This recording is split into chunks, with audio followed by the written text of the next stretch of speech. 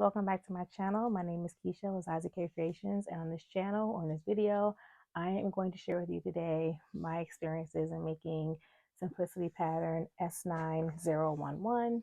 That's one here. This was this is part of my make 9 for the year. It's my very first garment make for this year, and it's part of my make 9. I wanted to do this dress here, easy to sew, and I did view A, which is the longer dress here, and the lines on the back are here for view A. So I will say, for the most part, this was a easy to sew garment. I personally had a couple of hiccups in making it. This is my first knit dress garment, I think. Yeah, my first knit garment in a dress, and it was my first time installing a neckband. And I am going to get into all of that in a few moments.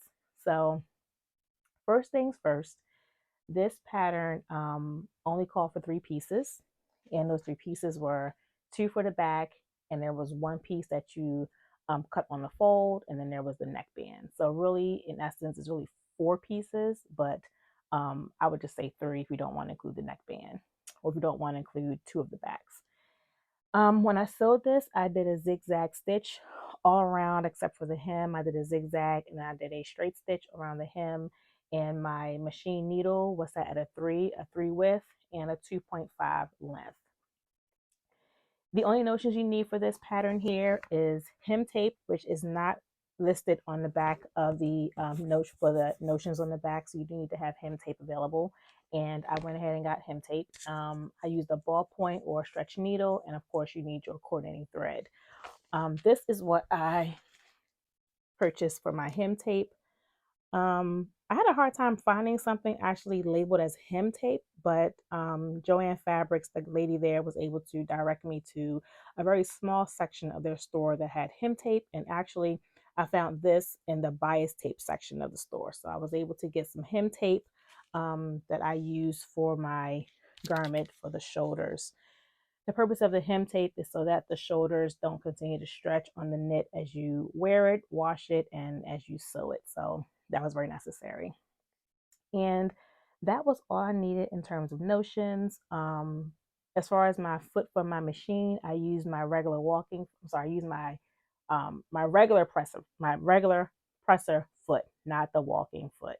And it worked perfectly fine in terms of feeding it through the actual machine, the fabric through the machine. So I would say, again, this is a very easy dress to make, and I really do think it was helpful that I found a video by Tony of So Lounge where she actually walks you through making this dress. So I was grateful to have that as my visual as I work my way through making this particular dress. In terms of my fabric, I purchased this fabric from fabricmart.com, I think it is, and it's actually called vanilla tortilla brown, black polyester, lycra, animal print brushed waffle. That's a lot, but it's basically a waffle knit. And I thought that it was just a regular knit, but I got it and I noticed it had this waffle effect to it, which actually turned out to be okay because it made so that my garment stretched a lot more than what I thought it was going to. So this was good piece of fabric, and I end up getting 3 yards of it, and I do have quite a bit left. So I will use this probably to make another something, I don't know, pair of pants, maybe some lounge pants or lounge shorts. I'm not sure yet, but I'll have more of this in my stash. So yeah, that's the fabric. Those are the notions. So now let me get down to the experience of it all. So I told you all in my Make 9 video that I was going to be using the fast fit system of measuring, and I started using this for this pattern here, for the simplicity pattern, but I noticed that once I got to one of the finished measurements that I was not able to do the calculation because my finished measurement wasn't quite on the envelope. Everything else was on the envelope, but my finished measurement for my hips was not there. So I actually was not able to use this fast fit to work on the measurements, to get my measurements done. So that's okay. But I still went ahead and went forward doing the make. And I continued with the make because I figured if it was a knit that it would stretch. So my hip measurement, although it wasn't on the finished garment chart, it was off by a couple of inches. I figured I would give it a try anyway because all my other measurements fit right into the pattern as it was designed. So I went ahead and went forward anyway with the make. And I'm glad that I did. So, everything was fine with this pattern. I did notice that when I got around to working on the sleeves, once I cut everything out, it was perfectly fine. Everything was even. I don't know if at some point the fabric expanded or it stretched as it laid on my table, but once I went to start sewing, I realized that my the arms, they weren't quite the same length. I had some extra fabric on one side and on the other side. So at the end, I just kind of cut it so that I was able to sew it and it'd be even as I sewed. So that was one thing. The fabric ended up stretching a little bit. And I did have a lot of issues with my neckband. I know there are lots of folks that start sewing and they have issues with their neckband, so I'm not concerned about that. I know that with practice it'll get better, but I did have issues with my neckband. The neckband, it kept, for one, it kept sliding under my presser foot. So I kept losing the neckband as I was sewing. The seam allowance got smaller and smaller. I had to keep lifting my presser foot to reposition it, and that was a disaster in some way. Um, and when I tried the dress on, the neckband was way too big. It was very, very wide. It fit okay around here, but in the back, it like really went, it was really, really wide. So I was wondering what I could do to fix that issue. And I couldn't find a way because I'd already sewn the hem tape into the shoulder. So I wasn't able to really bring it up any. And I wasn't sure whether or not I should have taken the neckband off and started over, maybe done a smaller size neckband. I don't really know. So what I did do was I went on to YouTube and I was trying to find different ways to make the neckband fit. And I found one video and it talked about doing a pin tuck.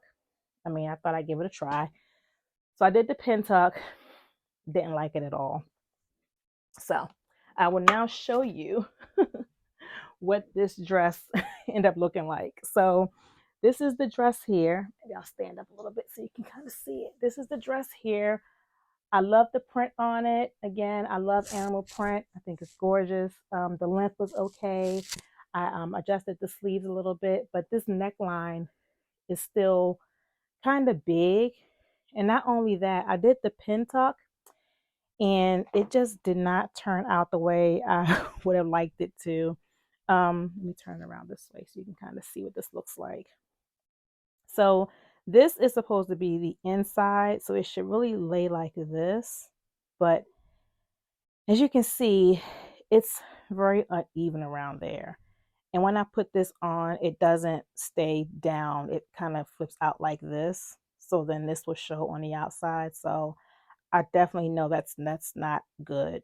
So I need to practice more on my neck bands and making sure that my neck bands are sized properly. And I need to get a lot better at the stitching around on the neckband. I don't know if it's because it was on a curve and I was trying to go too fast or what the issue was, but it just didn't turn out just the way I wanted it to. All in all, this was a very easy make. I do have a little bit of room around the underarm, the bust area. I think it's the fabric. It's not too big, but it's a little roomy around there. So I'm thinking that I may just have to. I wanted to wear this out, but I'm not going to wear it out now. It's just not. This neckband is just not appropriate. It's kind of bad. Not kind of. It really is bad. I'll wear it around the house, probably. You know.